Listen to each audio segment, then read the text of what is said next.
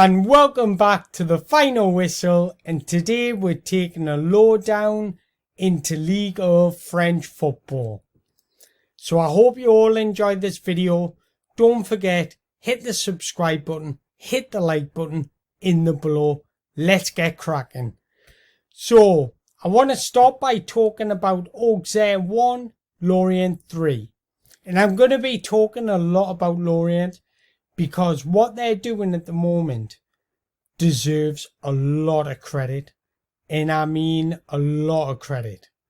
Now, they've got some of the most interesting, dynamic and best youngsters in European football at the moment, and who are flourishing this season. And before the game, I tweeted out 4 players to keep an eye out, and 3 out of the 4 scored. Now, Lorient are unbeaten. Sorry, they've lost 1 game all season. That was to RC Lens, who are also on an upwards trajectory and don't look like slowing down. So the 4 players I wanted to highlight was Enzo Lefebvre, Stéphane Diarra, Terem Moffi and Danjo Utara. Starting with Enzo Lefebvre, usually he does play in this attacking midfield role. This season, he's got, in 8 games, he's had 2 assists, 2 goals and 1 assist. But although it doesn't sound great, he's so effective. Look at him. Now, if you look at him, he does a lot of work. He just covers all grass. He's in and around, creating space for others, creating space for himself. He works hard. He does his defensive duties. He's an absolute outstanding talent, and somebody you should keep your eye out for. Another player I absolutely love watching, because he kind of reminds us of Kvara of Napoli. He plays very much off the cuff, and you just don't know what you're going to expect from him, is Danjo Utara. Now, Danjo Utara has started this season like a house on fire. In his first 8 games, he's provided 4 assists and got 4 goals. Absolutely outstanding, and he does most of his work in the opposition third. And he's so effective. His pace is absolutely frightening, but he's very decisive in his movement and when he's on the ball as well, so full credit to him. Terem Moffi I want to move on to, because he's been exceptional for Lorient for a couple of seasons now. In his first season, when he arrived at the club in 2021, he scored 14 goals in 32 games. That's simply outstanding. I don't know what happened there. I wasn't even touching the mouse. So Terem Moffi deserves a lot of credit. And last season he scored 8 goals, provided 4 assists in 37 games. And this season already, in 8 league games, he scored 6 goals. And he's so effective. His movement's fantastic. His finishing's fantastic. And his reading of the ball's absolutely incredible. Another player I want to touch up on is, I think, one of the most underrated midfielders in Europe, especially when he plays that wing role, is Diarra. He's so effective, and he's like a little workaholic. He gets back, he backtracks. So Lorient are definitely on the rise, and the team you should be looking out for this season. So moving on, a couple of games I just want to quickly touch up on. Wasn't them ones, sorry. Here we go, Monaco. I think bouncing back with a win. AS Monaco, I thought they were terrific on the day, to be fair to them. Ball possession, they dominated. Shots, absolutely dominated. What's interesting is the shots inside the box.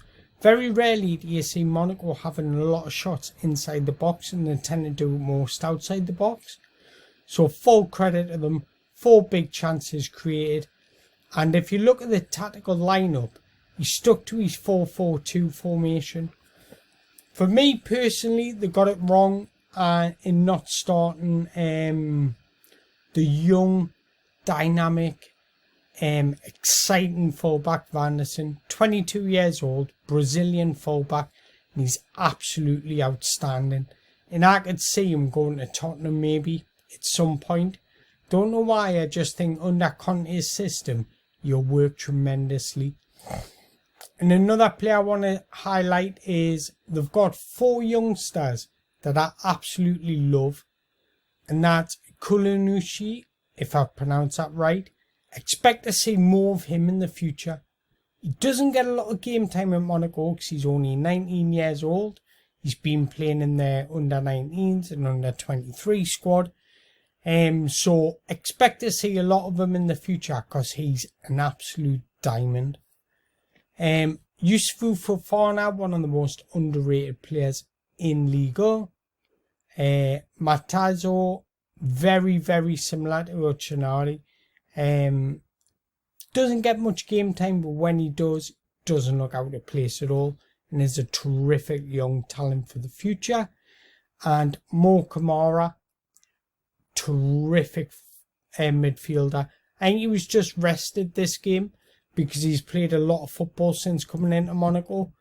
So I do feel he was just rested. And Balashile and Diassi are 2 incredible centre-backs. Diassi especially, he's 24 years old now. And I'm very, very surprised a bigger team hasn't come in from him because he's been solid for Monaco over the years. And Balashile is definitely a one for the future.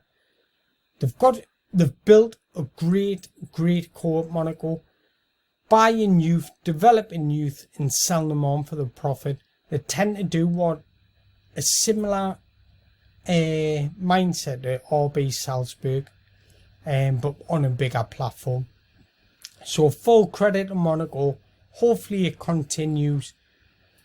And final game I want to touch up on is Lyon PSG, because I think Lyon just got it wrong in their personnel, in their lineup. I think Tolisso, for as good as he's been over the years, doesn't deserve to start. And there's one guy I want to highlight that does, and that's Johan Le Penant. Now, they bought Le Penant from a League 2 side in the summer, Cairns, and he's absolutely terrific. 19 years old, but look at that heat map. He's he's just outstanding. He started 6 out of 7 games and he was a big miss against PSG. He's like an orchestrator in that midfield. He gets the ball, he keeps it ticking, he plays sensibly, and what I like about him the most is his football IQ. His IQ is absolutely outstanding. For a 19-year-old, he's one of the most mature and forward-thinking midfielders I've ever seen for a 19-year-old. I've never seen a 19-year-old with his mindset and like maturity when on the ball, and his high IQ is absolutely terrific. If you look at these, this is for the whole of this season, 91% pass accuracy, 94 in his own half, 88 in the opposition half. His long balls, 74%, which is incredible. He makes 0.7 interceptions per game, but he does a lot of tackles. 2.9 tackles per game. Very rarely dribble past, and 0.4 clearances. No errors leading to shots, no errors leading to goals, no penalties given. What a terrific buy. Now, I don't know how much I bought him for, but he's going to be solid for them for the next few years. And I'll be very, very surprised if a few clubs aren't scouting him already. Because Johan Le Penant, is a terrific young talent and somebody you should be watching, because the sky's the limit. He's got no ceiling. And although he might not get for all the statistics in the world in terms of goals and assists, what he contributes for the overall team makes up for that. And he deserves a lot of credit. So let us know in the comments below what you thought about Ligue1 action this season and on the weekend. Don't forget to hit the like button, hit the subscribe button, and I really appreciate you sticking out and watching the full video. Thank you very much. Take care, and I don't know how to say bye, so I'm just going to say bonjour.